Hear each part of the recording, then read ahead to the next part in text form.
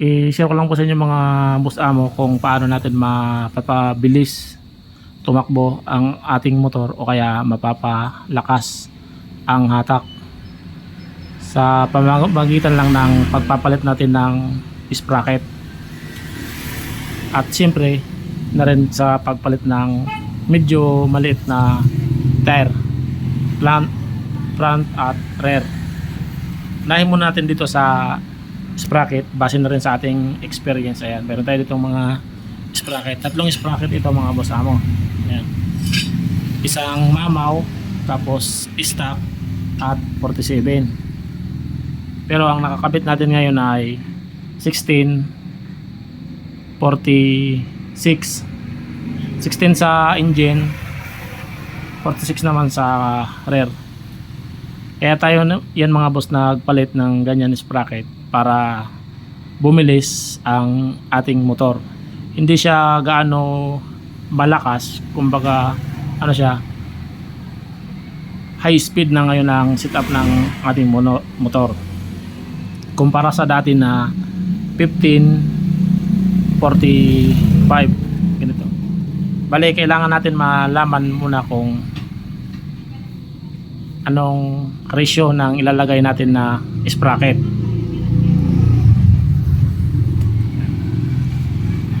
Bale, ito ang una nating pagpalit ay nag-upgrade agad. Nilagyan natin ng mamaw na sprocket. Ito malaki. Ang number niya ay 43 lang. Ito. Dito 43T, pero ano siya, malaki. Ayan. Mas malaki siya sa 45. Ito 45 oh. Ito naman maliit lang number pero malaki. Bali, ang nangyari dito mga boss, pagpalit natin ay lumakas ang hatak niya, maganda siya sa ahon, pero napaka bagal at sobrang vibrate ng ating motor, tsaka lumakas din sa gas. Imbes na hanap sana natin bumilis dahil nga kaya natin ng sprocket, ang nangyari lumakas lang siya na mabagal. Ngayon, ang sumunod natin naman na pagpalit ay ito. Muli naman tayo ng 4070. Ayan. 4070. Lumakas, bumilis siya konti pero mabagal pa rin. Ito, ang pinaris natin dito sa 4070 ay 15. Bali, ano siya, ma-vibrate pa rin at mabagal. Bali, naiiwan tayo ng ibang motor na 150cc. Dito naman sa stock na 45, ano siya, medyo mahina ang ano niya, mang hatak. Tsaka para sa akin medyo ano siya, mabagal, parang kapos. Tsaka matagal mo makuha ang ano nito, top speed. Kung stock lang na sprocket 1545. Ayan. Ngayon ang nakakabit sa atin 46 1646. Yan ang magandang setup sa kumbaga yung pang racing, yung pang pansibak. Dati ang sprocket natin yan ng madalas natin kalaro ang sniper na loaded, may karga. Ito 47, tapos 46. Ang sprocket naman itong dalawa na 47 46 sa engine sprocket ay 15. Bali, ito pinagpalitan lang natin yung 46 na yan at 47, pero yung ano niya, yung engine sprocket ay 15. Bali, ang nangyari dyan mga boss amo, naiwan talaga tayo ng sniper na 135. Kaya lang may karga yun, hindi yun siya stock, naiwan tayo. Kahit pa yung 46 na yun ang gamit natin, tapos ang engine sprocket natin ay 15, naiwan talaga tayo mga boss. Kahit pa magandang arangkada natin, halos sa akin nga segunda umaangat, tercera umaangat din to the pero to the effort pero dadaanan ka pa rin ng sniper na 135 na may karga. Ngayon ang ginawa natin dyan para makaporma tayo, dahil malakas naman yung motor natin kasi yan 18.9 horsepower o 19 horsepower, tapos 10 horse yan, at siyempre Suzuki malakas siya, kaya lang kumbaga sa takbuhan may iwan ka talaga dyan. Ngayon ang ginawa natin, nagpalit tayo ng sprocket na 16 at 46, yan pa rin 46 pa rin, pero pinalatan natin ng 16 na engine sprocket. Ang naging resulta mga boss amo ay napakaganda. Bali hindi na tayo na sisibak ngayon ng sniper na 135 yung loaded, may karga yon. Awan ko walang bore yun, naka 60 plus yata yung bore nun. 135 lang siya pero ang bore naka 60 plus. Sa ngayon hindi na mga boss na tayo kaya sibakin. Di ko naman din napansin sa paglaro namin kung gaano siya kalayo sa akin, pero ilang beses na namin na try, nagbago na talaga ang takbo ng ating motor, mabilis na siya. Tsaka dito sa lugar namin sa Samar, kukunti lang naman yung street na daan dito, hindi na siya nasasagad yung 6 gear. Dati kailangan mo pa mag 6 gear, pero sa ngayon hindi na, kasi yung tercera niyan ang layo na, tercera, kwarta, quinta, malayo na yun. Masasabi ko matulin na talaga yung motor natin ngayon dahil lang sa pagpalit natin ng sprocket na engine sprocket. Kaya kung balak mo kung sa pakiramdam mo medyo mabagal ang motor mo, huwag mong lalakihan ng rear sprocket. Ang gagawin mo dyan mga boss, medyo magbawas ka ng T. Halimbawa 45 T, gagawin mo dyan 43 o kaya 44. Mapapansin mo agad yan, bibilis ang bibilis yung takbo niyan. Kasi pag nilakihan mo yan, halimbawa 45, ginawa mong 46, 47, lalakas, magiging magiging malakas. Bawat change gear mo niyan, medyo umaangat. Kaya lang ang diferensya nun, mabagal siya. Dahil nga sa lumaki na yung sprocket. Ang gagawin mo diyan, kung ang stock ay 1545, para bumilis, palitan mo na lang ng medyo malaki na sprocket, gawin mo 16. Bale 16 to 45 para bumilis ang arangkada niya. Tsaka pagdating sa Suzuki, mataas ang mataas ang RPM, ibababa mo lang yun. Tsaka pag sagad ng RPM, tsaka ka mag 15 gear. Ay nako, napaka ganda ng takbo at less vibration pa at matipid pa sa gas. Ganun lang, kung pakiramdam mo medyo mabagal, palitan mo lang ng medyo maliit na sprocket sa rear para gumanda ang hatak niya. Kung sa engine naman, halimbawa 15, gagawin mo 16, lalakihan mo ng kasi magkaiba yan pag dito nilakihan mo, lalakas ang hatak pero babagal. Pag doon naman sa engine sprocket, pag nilakihan mo naman yun, magiging smooth siya, magiging matuli naman ang takbo niya pag nilakihan mo ang engine sprocket. Ganito nga pala mga boss among pagkuha ng niyan, ratio sa sprocket. Ayan. Ito. Bali, mo lang divide mo lang, diba katulad to 47 divide 15 o 15 divide 47, ayan ang magiging ratio niyan mga boss amo. Ito 3.133, ito ang niyan 15:47, ito ang kanyang ratio. Tapos pag dito naman sa nakakabit natin ngayon, kung mapapansin mo 1646, Ang ratio niya 2.937. Ayan. Ito ngayon ang setup natin.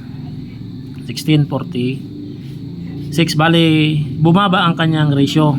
Naging ano na lang siya 2.937. Kasi ito 1547, ito ang kanyang ratio mataas. 3.133 na siya, nagiging mabagal siya kasi tumaas nga ang kanyang ratio. Tapos kung ano naman, ito ang stock, ito ang stock niya.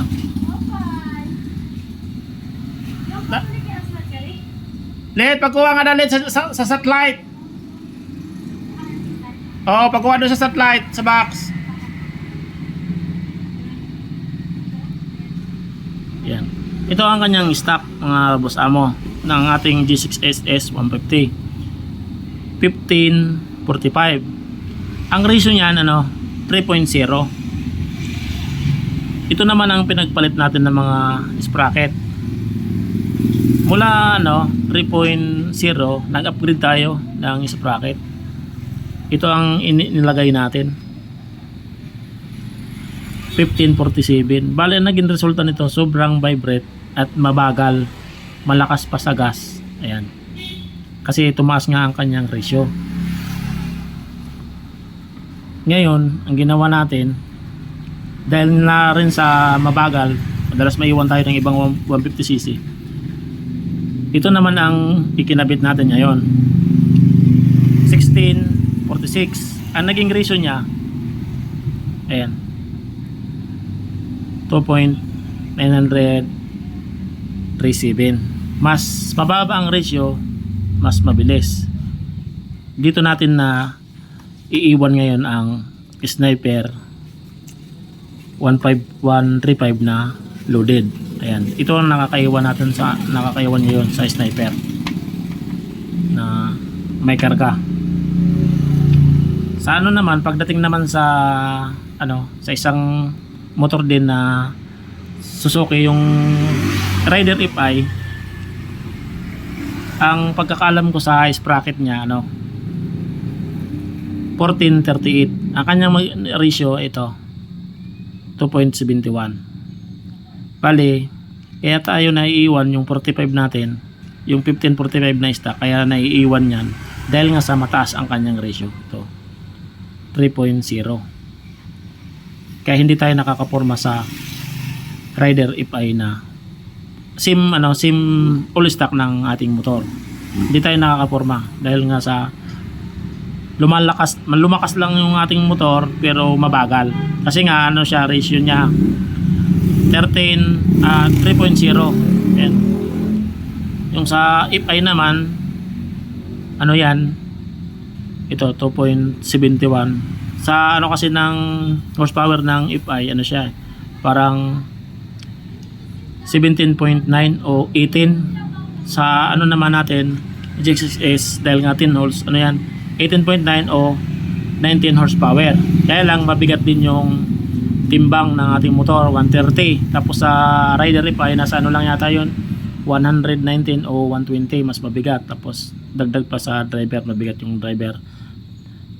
Rider 87 kilos. Kaya kulila tayo pagdating sa Rider FI. Ngayon, tayo, tatry natin isabak ulit sa Rider FI yung ating G6S S150. Kasi dati nang ito ang gamit natin na sprocket 1547 o kaya 1546, nako, malayo, naiiwan talaga tayo. Maliban na lang siguro kung dulo, kung gagana na yung 6 gear. Kasi dito kasi maiksi lang yung yung straight, madalas kurbada na, madalas iwan ng ating motor sa Rider FI. Pag ito ang gamit mo na 1547 o kaya 1546, nako, sa ngayon itong setup natin 1646, siya, smooth na ang kanyang less vibration pa, matipid pa sa gas at mabilis. bumilis ang ating motor ngayon mga boss. Humaba ang ano, bago ka mag change gear, medyo mahaba muna ang tatakbuhin bago ka mag segunda, tercera, kwarta. Kaya naiwan natin ang Sniper 135 na loaded. Ayan. Pag ano niyan, sa pag-compute, ano mo lang, i-type mo lang 47 divide 15, tapos magiging ano niyan, ratio. Ayan. Ngayon ito nang ano nang ito sa Rider Epay, kung ito ang nakakabit 1438, ito ang kanyang ratio 2.71. Sa atin naman ngayon 1646, ang ratio niya ay 2.937. Hindi rin tayo pwede mag-sim ng ratio sa FI na 2.71 kasi kailangan din natin medyo mataas konti ang ating ratio sa ating G6S S150 dahil mabigat yung ano, mas mabigat yung timbang ng ating motor. Kailangan medyo maano rin, taas konti ang ratio natin sa Rider FI, ito 2.71, tapos sa atin naman ay 2.937. Kasi kung stock ang gagamitin mo diyan, ito malayo 3.0, ayan 3.00, malayo siya, mabilis tumakbo to na 2.71, kaya binabaan natin mula 3.0, ginawa natin ano, ito 2.937. Ayan. Yan lang po mga boss amo, maraming salamat sa panonood sa ating video. At ito na rin mga boss ay base na rin ito sa experience natin sa actual testing natin dahil na rin sa ating motor. At isa pa, para din bumilis ng konti kumpara sa dati, ay kailangan mo din magpalit ng mas maliit na tire.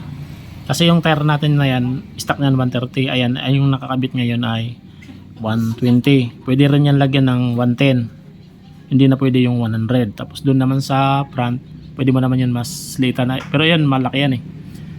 Ano yan, 90, 80, 17 yan. Pero sa ngayon, maganda na yan tumakbo. Pwede na natin yan isabak sa Rider FI na SIM all stock. Yan lang po mga boss. Maraming salamat sa panonood sa ating video.